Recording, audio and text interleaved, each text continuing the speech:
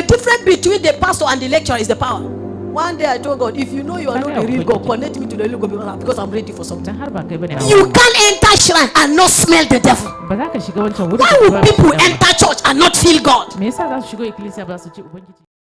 We are dealing with evil foundation. Psalms chapter 11 verse 3. Psalms chapter 11 verse 3. Psalms chapter 11 verse 3. The Bible says, for if the foundation be destroyed, what can the righteous do?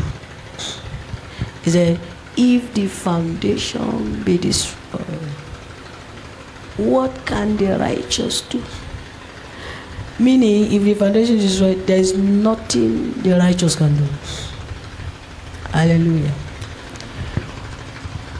Evil foundation is something that is being set up against you. Maybe set by your family members or by your parents. It's called foundation.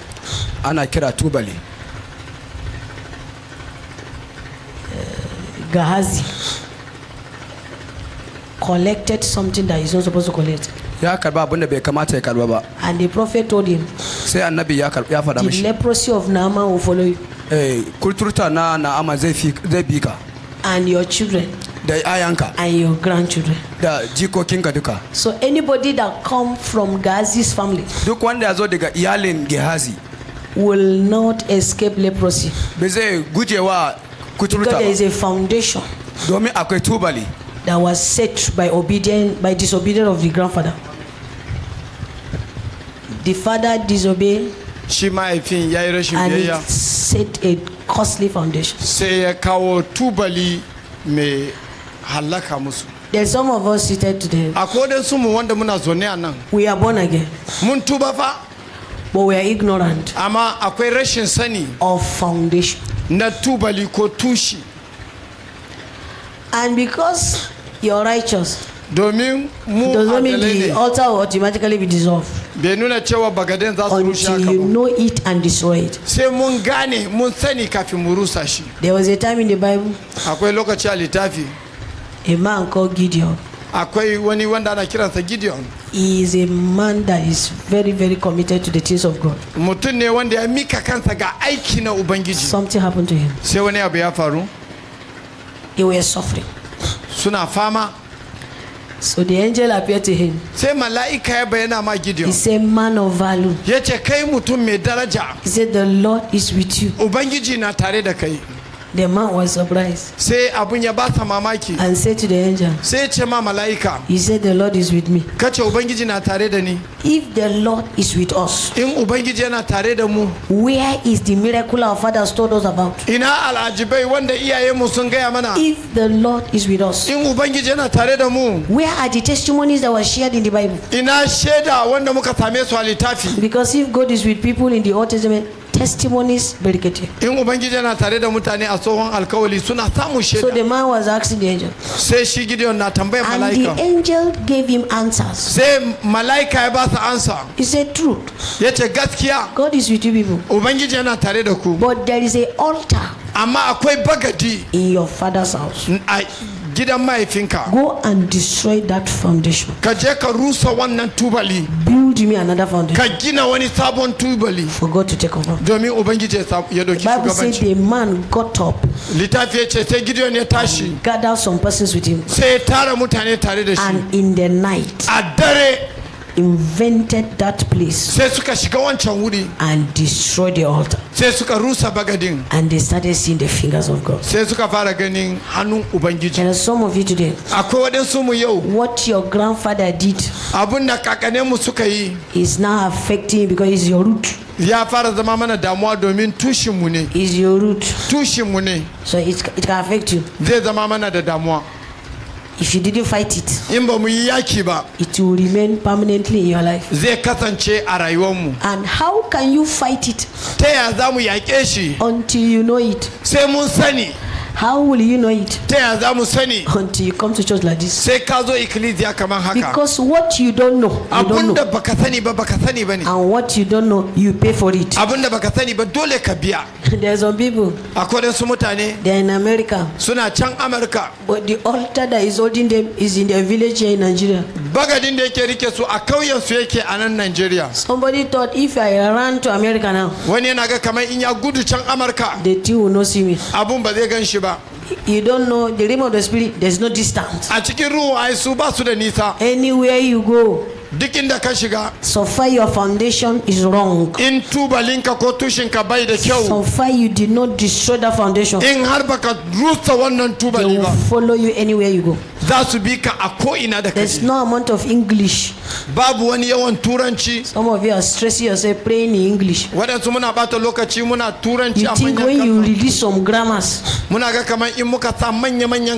will say, let's just go. Satan does not respect English.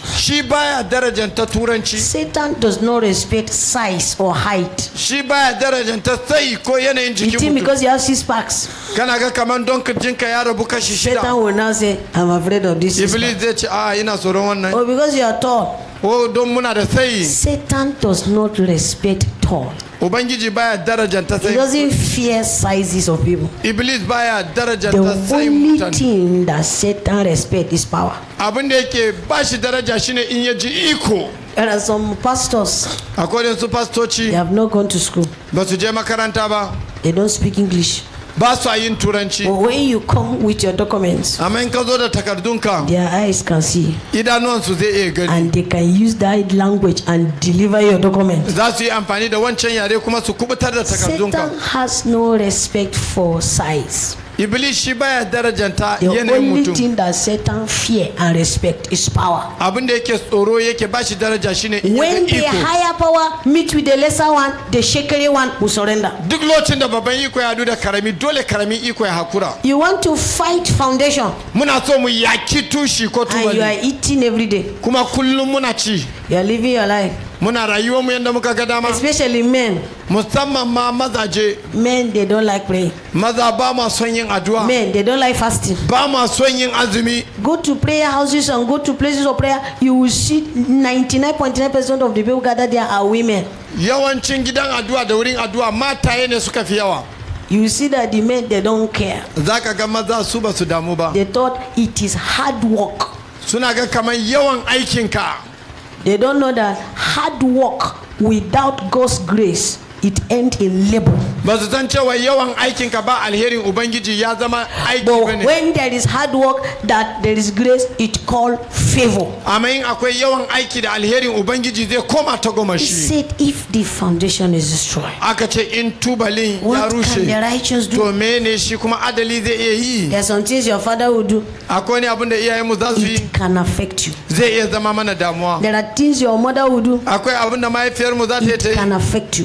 2021 in this church, a man brought the girl he wants to marry, and we prayed, and so he went to show the girl to the father. When the father saw the girl, he asked the girl the question. He said, what is your name? She told him. Who is your father? The girl told him. Who is your mother? As the girl mentioned the name of the mother, the man said, you mean so is your mother? He said yes. The man said to his son, can we speak in the room? Can we talk in the room? As they entered the room to talk, the father said to him, you cannot marry this girl. The boy said, why? The mother is a prostitute. I am one of her customers in those days. And you know, a goat will give it to a goat. A cow will give it to a cow. There is prostitution in their lineage. Because too, her mother died because of prostitution. So the father now cancelled the wedding. Though the girl is innocent, But her foundation is faulty. And true, if she is not delivered, she will pick it from where her mother stopped. There are people today, their grandfather married 3. Your father married 4. You know, your father is great, your grandfather is great, your father will be greater, you will be greatest. So if your grandfather married 3 and your father married 4, my brother, you may wait in a church. You may not physically marry women to the house, but you have concubines. And if you are not born again, you end up marrying and marrying. My mother-in-law told me something one day. She told me how she married my father-in-law. She said she did not like him. And she did not want to marry him. But something happened. She said her mother was a first wife. And the father married another woman. She said that the mother suffered. And the second wife enjoyed. And their mother, which is the mother of my mother-in-law, she now woke up one day and declared that all her daughters will never be first wives. She decreed that curse. She said because of the suffering of the first wife and second wife are enjoying, all her daughters, if she's the one that carried them, none of them will be first wife. And my mother-in-law said that was how she ended up being not the second wife now. And the rest of them. And you know what my mother-in-law said? When she now saw some things too, she now declared something on 2 of her daughters that they are not even aware. I now told her, I said, Mommy, did you like what your mother said on you people? She said no. I asked her, are you even aware when she was laying that curse? She said no. I said, now these your 2 daughters, are they aware of this you're telling me? She said no. And she said one of the curse she lays is that none of her daughters will stay with anybody. She will never give her child to somebody to stay in that person's house. It means the children will grow up. They will find destiny helpers. They will want to stay in that house. But because there is a verdict, they cannot be able to stay. Do you know what we call that? Foundation. Somebody that wanted to marry my mother-in-law, very rich, but because there is a verdict, she could not marry the person. She says she fought it in her life that she's not going to be a second wife. She fought it. How did she fight it? By rejecting married men. I ended up being the second or third wife. By rejecting it. It doesn't happen like that. When the mother was saying it, she was not saying it casually. She took her time and sit down.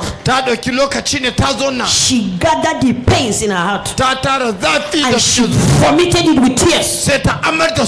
You want to come out of foundation, and you not say, in the name of God the Father, the Son, and the Holy Spirit. You are joking. You must shout. You must be angry. That is what there is. When you destroy altar, there must be destruction. What just happened is foundation. Do you know that? When my husband asked my sister-in-law to come and stay with us, no reason, no. I said no. tazo mama tace babu. I said I don't want to stay with her. Tace ba ta so in zauna da ita. You know me, I dey beat people. Ka sani ina duka mutane. If they bring illo now, an kawo illo yanzu. I don't want somebody to come and close my mouth. Ba na so ne zai rufe baki na. You know me, I'll be slap somebody one day. Ka sani zan iya mari wani. And mama said that she don't want her daughter to stay with anybody. Mama tace kuma ba ta so yarta ta zauna da wani. I refuse. Taki. Daddy will come and talk and talk. Zai magana. Then one day, wata rana, it flashed my mind. Sai zo tunaninta. What mama said. Abinda mama ta faɗa. I said, could it be? Yace ko what mama said is what is even happening to me now. Shine yake faruwa da ni. I said no, let her come. Tace babu tazo. And she came. Sai tazo. And I can tell you. To tana ba mu tabbaci. She has been a good help. Ta zama abun taimako ga mama. Maybe her destiny is with me. Me yiwa kaddaranta ma na tare da mama. But there is a foundation. Amma domin akwai tuba. It's not because I'm powerful now. In ba don mama tana da iko ba. And I understand that. Kuma ta gane irin wannan abubuwa. This thing will stand like that. Wannan abun da ya tsaya haka. Because she stayed somewhere. Ta zanna wani wuri. And with the way we stayed with her. Kuma da yanda suka zauna da mama. She's a nice person. Mutumiyar kirki ne. But she couldn't stay in that place. Amma ba za ta yi ta zauna wancan wurin ba. Could it be the foundation? Zai iya zama wannan tubalin ne. Yes, is the answer. Shine answer.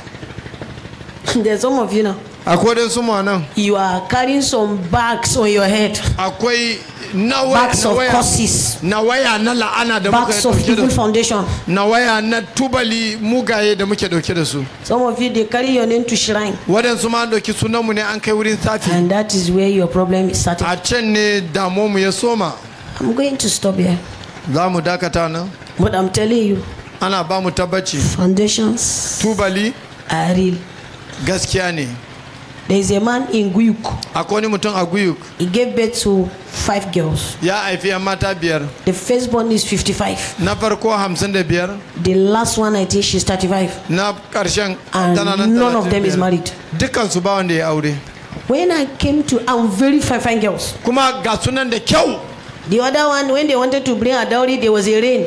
Ɗayan da za kawo dauri sai aka yi ruwan sama. And they say, okay, because of rain, let's leave it today and then we'll do it tomorrow. And that was the end of it. Aka ce domin ruwan saman bari mu bari zuwa gobe shine goben bai bari yanzu. Can I tell you something? Muji. When you are operating under demonic foundation, in muna rayuwa a karkashin tubali na iblis you will not even know it. Ba za mu taba sani ba. Because spiritual things does not reveal itself. Ababen ruhaniya. You can only see their manifestation physically. Su ba ta bayyana kansu amma faruwan su ne za dinga gani a rayuwa mu. Look at the girl that testify. Mu duba yar uwa da ta bada. She say just like that she don't like school. Haka kawai ba ta son makaranta. She say she missed her exam many times. Da yawa tana fata rubuta jarabawa. Many times.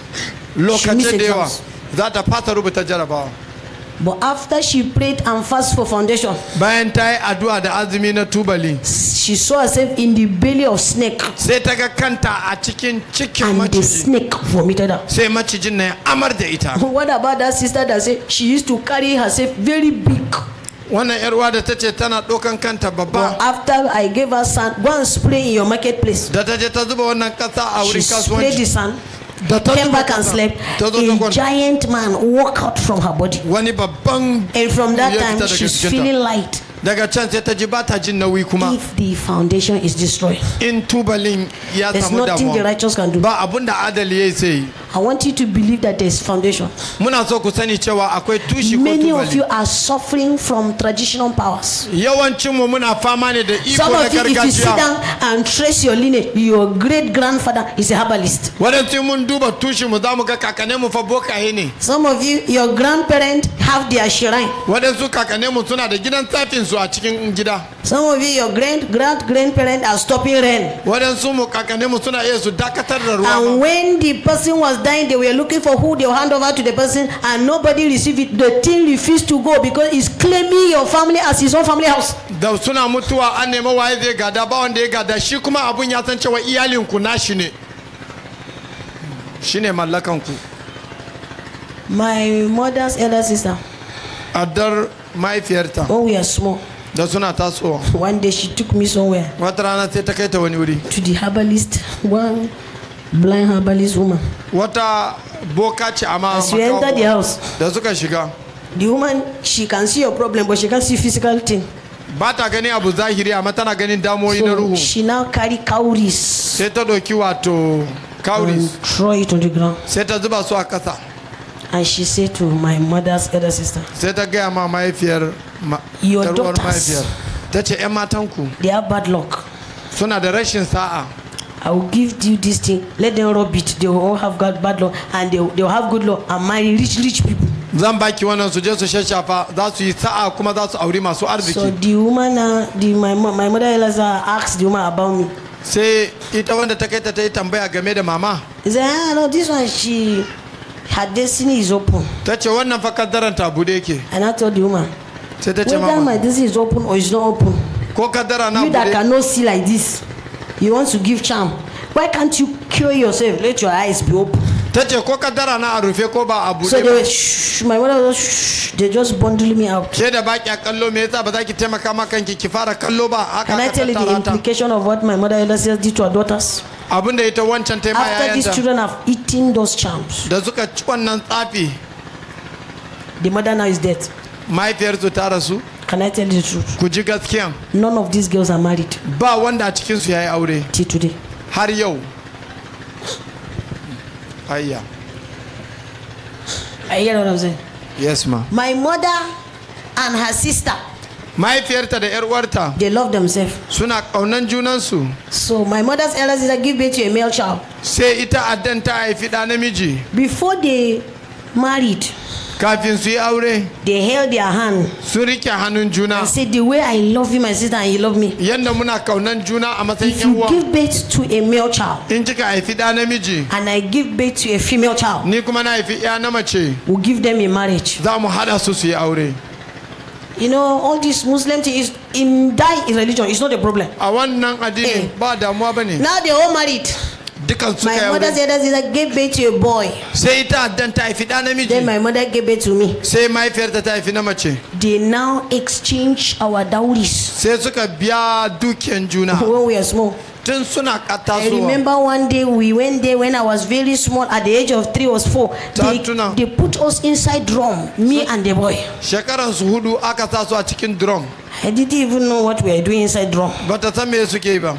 So when all this in, we grew up. Sai suka yi girma. So in my primary school, A primary school, the woman used to buy coke for me. matan sai ta dinga siya mata kayan Even sanyi. if I did something bad, she would not agree. She would say no problem. Ko ta yi abu mara kyau za ce mai kyau I ne. grew up in my JS3. Ta girma har zuwa When I was JS3. changing religion, she was angry. Da tana canja addini sai ran ta Then yi one mace. day that my brother, which is my elder brother now, Yanzu sai shi yayanta kenan. I now asked him, when are you going to marry? Yaushe za ka yi aure dan He uwa? said, I am seeing my wife and my wife is seeing me. Ya ce to gashi na ganin matana tana I gani na. said, this one that you are very black like this, who will even marry you? Wannan da kai baki hakan nan waye zai aure He said, ka? Aisha, let me tell you the truth. Ya ce to ki ji bari in gaya miki Your gaskiya. mother died, she didn't tell you something. Mahaifiyarki ta mutu bata There is gaya a miki wani abu. covenant on me and you, Akwai alkawali tsakanina da and ke. you will be my wife. Ke ne za ki zama matana. I said, Allah, sir. She said God forbid. That was the only thing I said. When I grew, I now encountered Jesus. Da ta yi girma ta samu Yesu. What I did was to break free from that foundation. Sai ta karya daga wannan tubalin. But do you know this, my elder brother? Kun san cewa wannan dan uwantan Up to today, he's not married. har yau da muke magana bai aure ba. He don't like church because he's not a Christian. Baya son ikkilisiya domin shi ba The Christian. other time he wanted to marry. Akwai lokacin da yana so ya aure. That was 7 years ago. Shekaru bakwai So da they suka wuce. bought aquatirapa and everything. Bayan sun satse komai na aure. He now wake up and say the girl is black. Sai tashi ya ce wannan budurwan ta yi mun baki sosai. When the marriage was in 3 days. Lokacin aure saura kwana So uku. as we speak now, all the rappers is in his room. Har yanzu zannuwan suna nan a ɗakinsa. That he now woke up and say, if the woman is not fair, Ya ce in ba farar mace ba he's not going to marry. shi baya And when you ciki. see that our elder brother, very ugly and very black. In kuka gan shi to gashi nan baki dai. I'm just saying the way he is. Yes. Tana faɗa inda yake ne. But do you think he's looking for a fair woman? Kuna ga kaman farar mace ne yake nema? There's something that is fighting him. Akwai abu ne wanda yake a kansa. Foundation. Tushi. And if I didn't encounter Jesus, Da sadu da Yesu ba. I would have refused to marry him, Da za ta ki but aurensa not be able to marry. amma ba za ta taba yin aure ba. Foundation. Tubali. When the Lord called Abraham from his father's house, da ubangiji ya kira Ibrahim daga gidan mahaifinsa. Do you know what Abraham did? Kun san abin da Ibrahim yayi? He went to his father's house. Ya koma gidan mahaifinsa. And destroyed his father's idol. Sai je rurrusa wato gumakai na mahaifinsa. So that they won't follow him. Domin kar su bi sa. And destroy him. Domin su zo su ma su hallaka shi. Do you know what killed Rachel? Kun san abin da ya kashe Rachel? The wife of Jacob. Ita matan Jacob. When the man said to Jacob and his family to go, lokacin da suka the father had idol. Sai mahaifinta yana da gunki. And the girl stole the idol. Ita kuma sai ta sata wannan gunkin. Pregnant. Da ciki. And hide it. Sai ta boye. And Jacob did not even know. Shi kuma Jacob bai sani ba. And the father searched for his idols. Shi mahaifin ya ta neman gunkinsa bai gani ba. And he now said, Jacob, give me my idol. And Jacob said, what do I have to do with idol? And the man didn't know that it was his daughter that took the idol. Do you know what he said? If there is anyone that picked this idol among you, they will not reach your hometown alive. And then on their way, Rachel started labor. And Joseph came out. And she died. She didn't die because of delivery. She died because of the idol. But Jacob did not know. Until when she died, when they were now losing her clothes, they found the idol inside. Listen.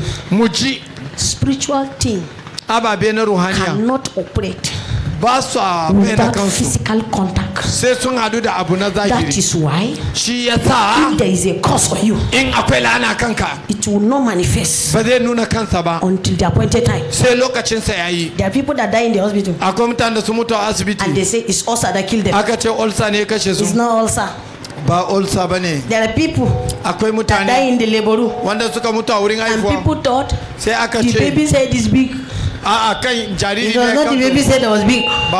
There is something on the person, but they was looking for physical things so that they can manifest it through it. Can I tell you, it is the spiritual that control the natural.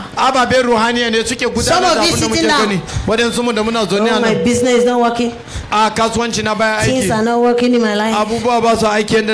You don't know that you are just knowing it. But this has been there for long, waiting for time to manifest. There's a man that came here yesterday, very sick.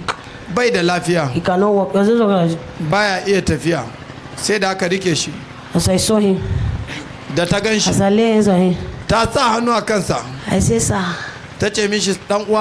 you fought with somebody about your land. The man said, eh? He said, yes. I say, is the man that did it to you? I say, have we met before? He said, no. He said, when did you go? When did you go to the hospital? What did they say? He said, they said this. I said, sir, it's not that one. It's the land.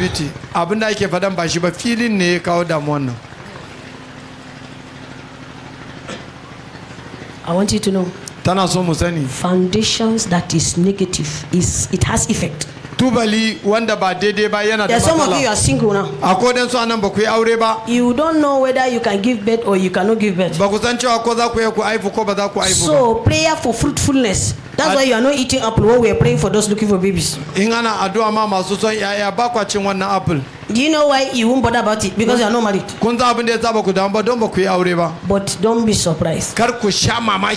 Before you married, your womb is not there. So it will not manifest now. But when you now married, 1 month is normal. 2 months, it's still no problem. 5 months, no problem. 6 months, it's still no problem. 1 year, or maybe they agree that they will rest for 1 year. When it hit 2 years, you now start thinking, this thing now I have to go to the hospital. As you go to the hospital, they will tell you lie down on that machine. And they check and check.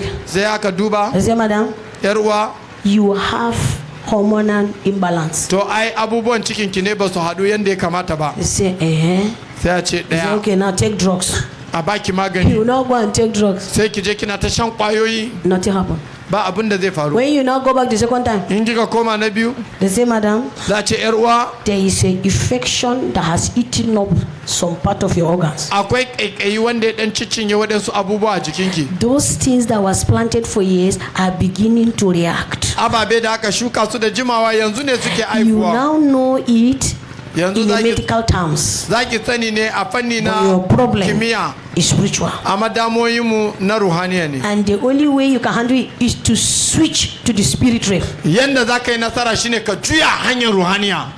Before you know, kafin mu sani, it becomes a problem. Ya zama damuwa. Finally, a karshe, remember the testimony of that woman 2 days ago? Mutuna shaidan yarwa kwana biyu da suka wuce. She said she was sitting down. Tace tana zonne. Just like that. Haka kawai. Her head started growing. Sai kanta ya fara kumburi yana girma. She now saw her head is becoming bigger. Sai ta ga kai din yana nauyi yana girma. She felt her heart is growing bigger. Sai ta ji kuma zuciyanta shi ma yana girma. And she told her husband. Sai ta ga ma mijinta. And the husband said, let's go to the hospital. Ya ce mu je asibiti. They went. Suka je asibiti. And did some scan. Sai suka yi wani gwaji. And they now told her, madam. Sai aka ce mata. You have heart enlargement. Ai zuciyanki ne ya kumbura. Just like that. Haka kawai. About the enlargement. She now told her husband. Ta ce ma mijinta. I really need to go for prayers. Dole in je addu'a. She came and joined prayer line. Ta zo sai ta shiga layin addu'a. Prayer was offered. Addu'a ya faru. She felt the symptom gone. Sai ta ji duk alamomin sun tafi. Went back to the hospital. Ta koma asibiti. Do some tests again. Aka kara yin gwaje-gwaje. The same man. Mutumin da ya gwaje-gwaje. The same machine. Na'uran da ya gwaje-gwaje. There is a heart enlargement. Wanda ya ce akwai damuwan. That same machine now also came back. Har yanzu na'uran ya komo hankalinsa. And say your heart is like a heart of a baby. Ya ce zuciyanki kamar na jariri ko na ɗa karami. Had it been da a ce they didn't switch spiritually, ba juya ta fannin ruhaniya ba, they will continue to take drug until they will take her to India. Za yi ta shan magani har sai an tafi India. And before you know, she may just die like that. Kafin a sani sai ta yi mutuwa haka kawai. Spiritual powers. Iko na ruhu. That is why I asked you to bring your battle seat. Shi yasa yau aka ce mu zo da irin mu na yaki. To fight. Mu yi yaki. To fight. Mu yi yaki. I took my seat to Oyedepo. Ta doki irinta ta kai mashi baba Oyedepo. Because of negative foundation. Domin tushi ko tubali wanda bai yi cancanta ba. Because anything I do, I struggle. Duk abin da tana yi sai ta yi ta gwagwarmaya. I struggle in ministry, struggle in everything. Tana gwagwarmaya hidima a komai tana nan tana ta gwagwarmaya. Even though some of you are packaging 10 naira now as a battle seat. Ko da shike wadansu mu yanzu naira 10 ne muke nadewa na yakin. Somebody buried cow to destroy. You are using chicken to reverse it. Wani ya binne shanu kai kana amfani da kaza. I took huge amount of money I've never given before. Ta dauki kudi ne mai nauyi wanda bata taba bayarwa ba. I went to the bank and will draw it cash. Ta je banki ta cire su. It's easy to give by transfer, but it's not easy to give by cash. Ta tura wata transfer da sauki yake amma a saban shi yana zama da wahala. I have never given a seed of 200,000. Bata taba bada irin 200,000 ba. That time. A lokacin. I've never given the seed of 500,000. Bata taba bada irin. Now here I come giving a seed of 3 million. Gashi yanzu tana shuka iri na miliyan 3. When I call somebody and say I'm giving a seed of 3 million, da ta kira wani tace zan shuka iri miliyan. Why are you taking river from the ocean to the well? Ya zaki ɗebi ruwa daga kogi ki kai teku kuma. Kai rijiya. Ki kai rijiya. And I said, you don't understand life. Ta ce ba za ka gane ba. As I carry that seed, da ta ɗauki wannan iri. Baba Oyedepo. Shi baba held my hand. Ya rike hannunta. And Bishop David Abioye was telling him. Sai Bishop David Abioye yana This is our daughter Aisha from Yola. Wannan yarmu ne Aisha daga Yola. She brought her seed for the Ark Cathedral. Ta zo da irinta na gina wannan Ark. And Baba held my hand. Sai baba ya rike hannunta. And started laughing. Sai fara murmushi. As he lay hands on my head. Da ya sa hannu a kanta. I felt something left my body. Sai ta ji wani abu ya fita jikinta. As he laid the second one. Da ya kara hannu na biyu. I saw a cold sensation enter my body. Sai ta ji sanyi ya shigo jikinta. When I came back. Da ta komo. My destiny opened. Sai kaddaran ta budu. Somebody came and dashed me a car of 2.5. Aka zo aka bata mota. Somebody came and said said the Lord said you should give me his house. And then that was how my destiny opened. Evil foundation was reversed. Good foundation was planted. If you think I want you to give money, that I'm asking you this, keep your money. I don't have issues with it. I'm just telling you today. Oyedepo don't need this. What is 3 million in living faith? Do you know that this 3 million is somebody's offering? 1 million living faith. It's not tight. It's somebody's offering. I used to see when Oyedepo and Nature they are giving offering, they will carry that envelope they used to put document inside. This is their own envelope for offering. Oyedepo, he don't need my money. But I need Oyedepo's grace. I need Oyedepo's prayer. And why I back it with seed is because it's a sacrifice. And I want to build an altar. There is no altar without sacrifice. And there can't be altar without, there can't be sacrifice without an altar. Yes. I fought for years. But one day, the man that is conquering mountains just lay hands on me and does it. Some of you, what is following you, you need to fight it. Some of those, you are not the only guy that created them. There is a man, he built house, he had money, so but his father did not take care of him. So when he now grew up, he said he's not going to take care of his children. So what did he do? When he was about to die, he now told his children, in the foundation of the house, there is something I buried which is a gold. If you destroy this house, you get the gold and you can build it in 3 days. And he died. And the children now destroy the house in search of that gold. And they got a paper where he told them. And written on the paper is, my father did not leave house for me. You too go and look for your own house.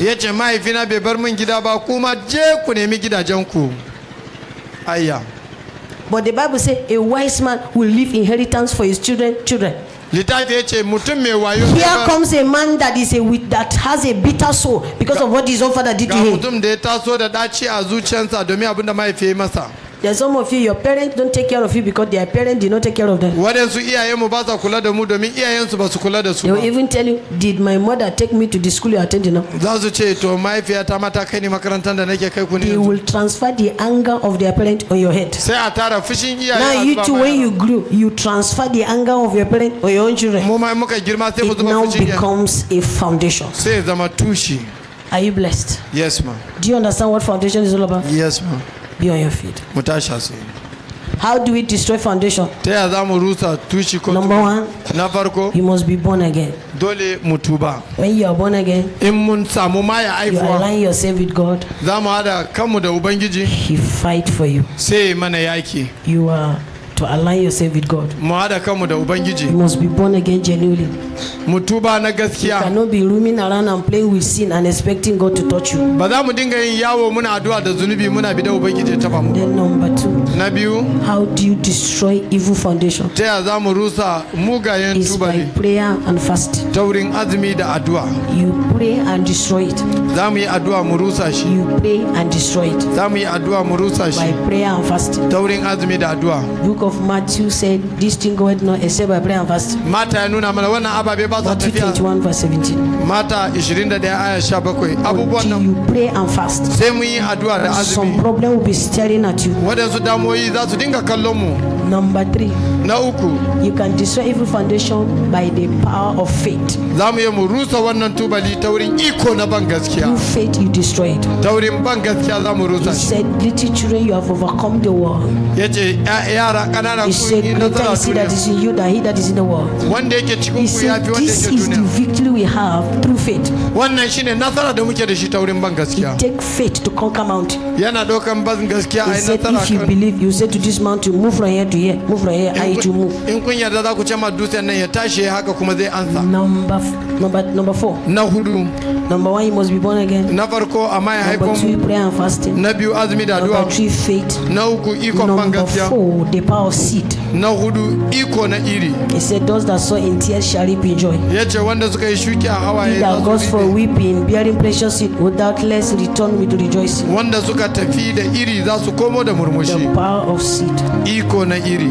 Very, very powerful. Yana da daraja, yana da amfani. Seed are in level. Iri fa yana da hawa. But you can't give what you don't have. Ba za ka bayar da abin da baka da shi. You don't just wait sometime when they are saying who gives seed that you give. Some of those battle seed, you wait, you program it, you arrange it at home. Wadansu iri na yakin nan zaka je ka shirya su ne a gida kafin nan ka zo. This is what I'm going to do to clear this thing. Wannan shine abin da zan yi in ga na wasa da. Number 5. Na biyar. You want to clear negative foundation. Muna so mu rusa tubali na Iblis. Is by prophetic declaration. Ta wurin furuci daga na anabci. Prophetic declaration. Furuci na anabci. As they are declaring, receive deliverance, you can receive it. Yayin da ana furuci ku karbi kubutarwa. Ku karbi kubutarwa. Blessing. Wato furuci na anabci. Prophetic blessing. Albarku na anabci. Then finally number 6. Na karshe na shida. You want to break foundations. Muna so mu karya wannan tubali. Have a foundation that is built on God's own passion for God. Mu kafa tubali wanda kuma ya kafu ne na kauna ga Ubangiji. That is by having passion for God. Ya nuna cewa mu nuna kauna ga aikin Serve God in Ubangiji. soul winning. Mu bauta ma Ubangiji ta ceto Engage yourself rayuka. in departments in church. Mu shiga department a ecclesia. My deliverance would have not happened outside God. Kubutarwanta ba zai faru ba in ba ta tare da Outside Ubangiji. church work. In ba ta tare da aiki na As Ubangiji. you're ushering, God is ushering you into your greatness. Kana aikin osha Ubangiji yana saka a cikin wuri na girma. I want to tell you then finally. Mu ji a karshe. Number 7. Na bakwai. Is the knowledge of an evil foundation. Ilimi da zaka samu game da mugun tubali. What you don't know, you don't know. Abinda ba mu sani ba yan uwa ba mu sani ba. And what you don't know, you pay for it. Abinda ba mu sani ba kuma dole mu biya. If you don't know the altar exists, In ba mu san cewa bagadin nan suna nan ba. you cannot fight it. Ba za mu yi mu yake shi How ba. do you now have the knowledge? Ta yaya za mu samu ilimin? Go and ask question about your family history. Mu je mu yi tambaya game da Ask labari question about your father. wato tahiri na iyalenmu. Ask question about your family, your mother's side. What did your father worship before? Mu yi tambayoyi mene iyayenmu suka bauta musu a da. When you go to home, In muka tafi hon. people that were born from 1980, Mutanen da aka haife su daga 1991, 1990, daga they have animal 90 in their body. suna da dabbobi a jikinsu. Some have lion, Waɗansu har zaki suke da shi. some have snake. Waɗansu suna da macizai. When my grandmother died, Lokacin da kakarta ta rasu she has an animal tana da dabba a jikinta that she was connected with it. wanda aka hada ta da shi. They will give firstborn and lastborn. That's how they used to do in the culture. A al'adan ana ba ma ɗa na fari da na karshe.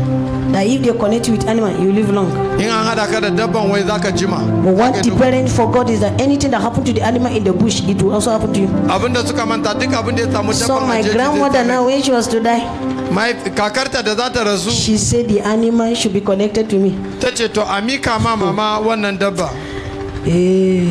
Ayya. So when she died, Da ta rasu the animal came from the bush to the house. sai dabban ya zo daga jeji ya zo gida wurin And came mama. and saw my grandmother lying down. Sai zo ya ga kakan tana I kwance. could hear people say, allow them, he wants to talk.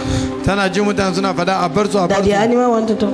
Cewa dabban yana so ya See magana. this lion that people ran away from. The lion entered house, he didn't touch anybody. Zakin da ana tsoro ya shiga gida The bai lion came and touched my grandmother on the leg, on the cheek. ya zo ya taba ta kumatu da The kaba. next thing I will hear, Abinda za ta ji shine enter, the lion want to talk to you. to ki shiga dabban nan zai miki magana. That my grandmother said the lion should be connected to me. Kakar ta ce hada ta da I was wannan not a zaki. Christian. Ita ba Krista ba I was not lokacin. born again.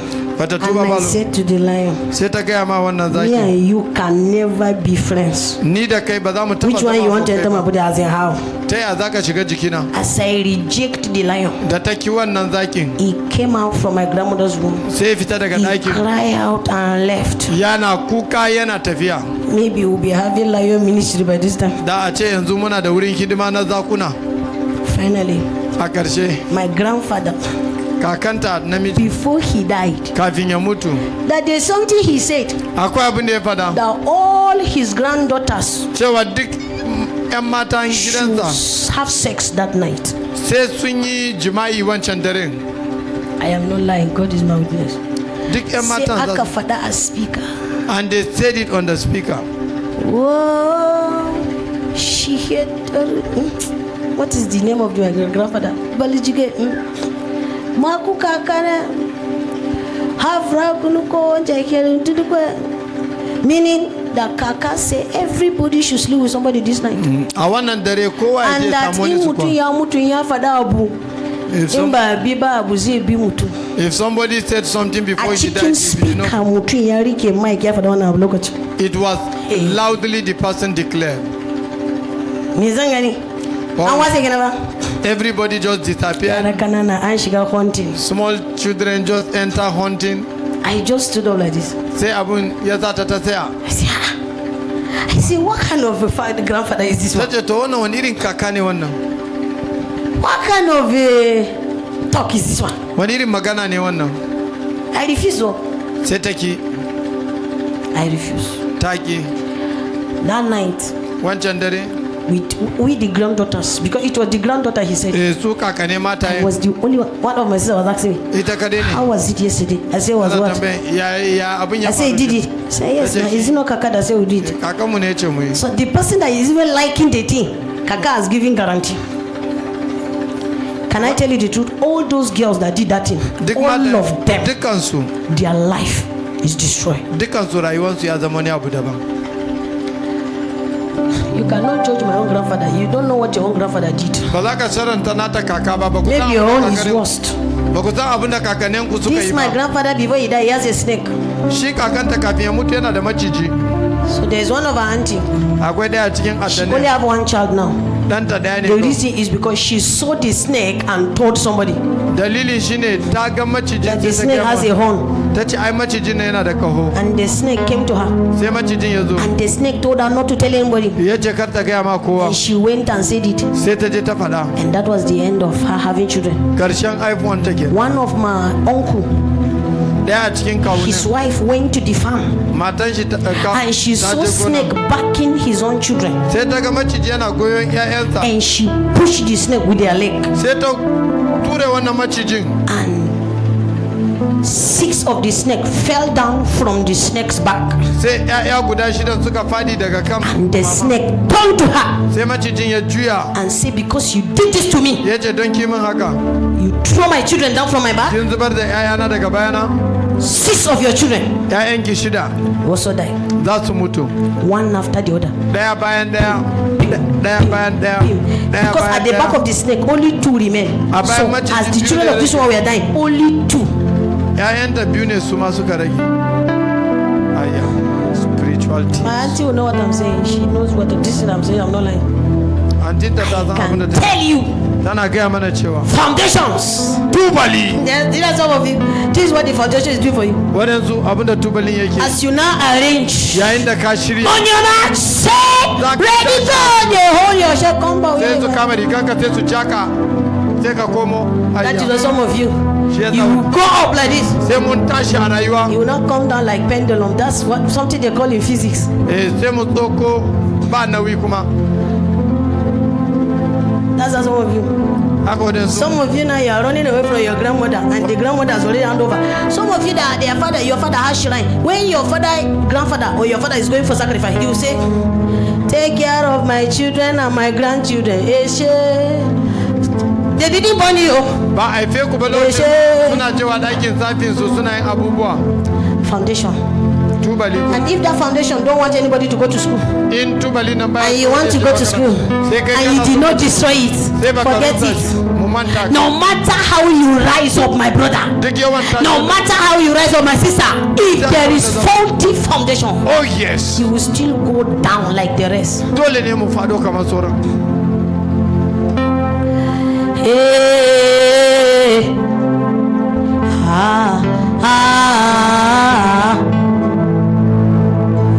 you must fight foundation. I can be talking about foundation till tomorrow, because I know what foundation did to people. Some people, nobody is allowed to marry that family, and it stands like that. What happened to those ladies that I called out yesterday now? She said her elder sister married more than 15 times. How do people marry 15 times? That is, you marry one, marry two, 15 different men. The other one, she married 7, and each 7, she has one child for them. Now like this, 7 children for 7 fathers. What will she explain to the children that happened? Do you know people can be insulting her? She's not serious. She don't want to marry. Even her herself, she don't know what they do her.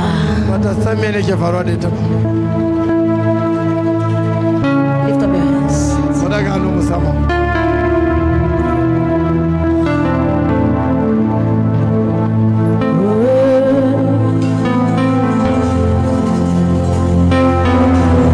There's something the Lord told me. We are just going to pray and go now. Because if I say we'll touch it, we'll not finish it. So tomorrow, we'll repeat this fasting. I've teach you today. When we come tomorrow, it's not going to be teaching again. You know, Satan really interrupted this meeting from the beginning. So tomorrow we are coming to war. When I was tying my hair today, I already know Satan will fight this service. How do I used to know? If I'm putting my scarf, it will be pulling off. I'll be having some funny reactions. You want me to be angry, but I understand there's something. Do you know what I saw? Why I say we have to repeat this prayer tomorrow? God is my witness. About 80 people here are in chain. There's some of you, you are like this in Yola, but you are not in Yola. You are in the village. Some of you, the school you finished before, the primary school or the secondary school, that you used to see yourself in that place in your dream at this old age, is the foundation of your problem. So deliverance. If I say we're going to proceed on deliverance now, it's going to take us to the middle of the night. We're going to scratch it small. Go back home. And then we'll come back tomorrow. And when we come, no more preaching. I've already preached you. Is to pull down and destroy. But as you bring out your seat, because I'm going to ask you to pray 3 prayer points. Very dangerous 3 prayer points. When you go home, you will see. Some of you, your grandmother will come out or your grandfather will ask you, what is your problem? Some of you that you don't know who to go and ask the history of your family, this night, angel of God will come and reveal everything to you.